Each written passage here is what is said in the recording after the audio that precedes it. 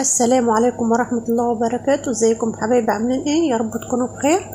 النهارده بقى عملت شوية كبدة بتتبيلة فوق الروعة.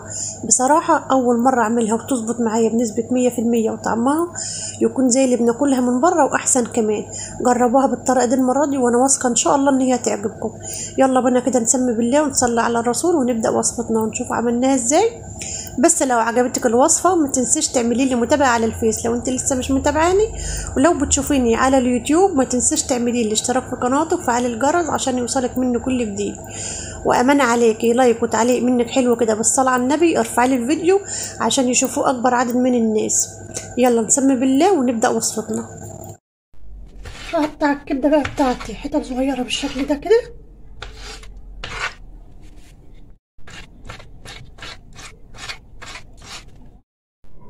جبت بقى التوم، حطيت عليه قرن فلفل وهفرمه في الخلاط. فرمتهم بقى بالشكل ده كده في الكب، هعصر عليهم ليمونتين كبار، وهضيف لهم معلقتين خل كبار،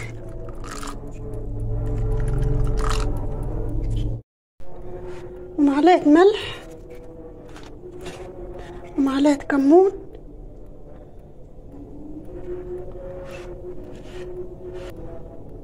ورشة من الفلفل الأسود، ورشة من الكزبرة الناشفة. وهقلب كل ده بقى كده مع بعضه.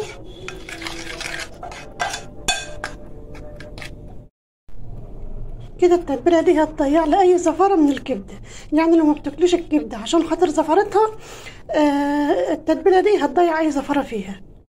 حطيت بقى صينيه على النار، سبتها سخنت ونزلت فيها ب4 معالق زيت بالشكل ده كده. هسيبهم لما يسخنوا. هنزل عليهم بقى بحته دهنه ضاني مقطعات صغيره بالشكل ده كده، تخلي ريحه الكبده وطعمها حلو. حط بقى نص التتبيله بتاعتي، هنزل عليها في الزيت بالشكل ده.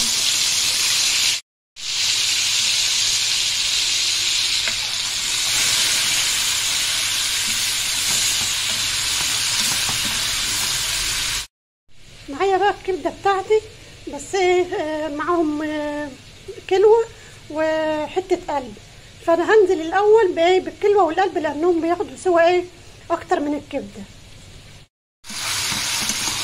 نزلت بقى بالقلب والكلوه الاول زي ما قلت لكم عشان خاطر بتاخد سوا زياده عن الكبده. القلب والكلاوي استووا معايا، هنزل بقى بالكبده.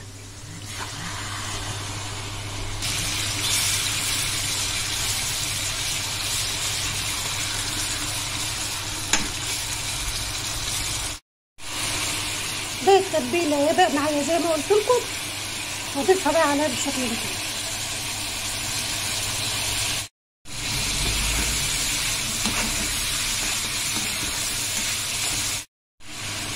هنزل بقى بالبصل بتاعي بالشكل ده كده.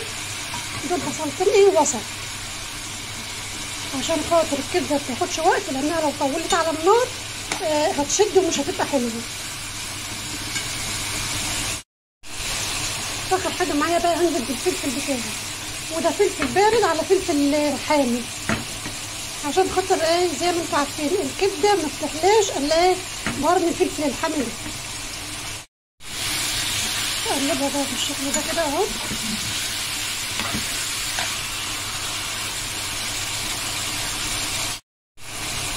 وهديها رشه كمون كمان كده على الوش، وهطفي عليها بقى عشان خاطر الفلفل والبصل ما يستووش، يعني انا عايزاهم مسحسحين كده وحلوين فيها.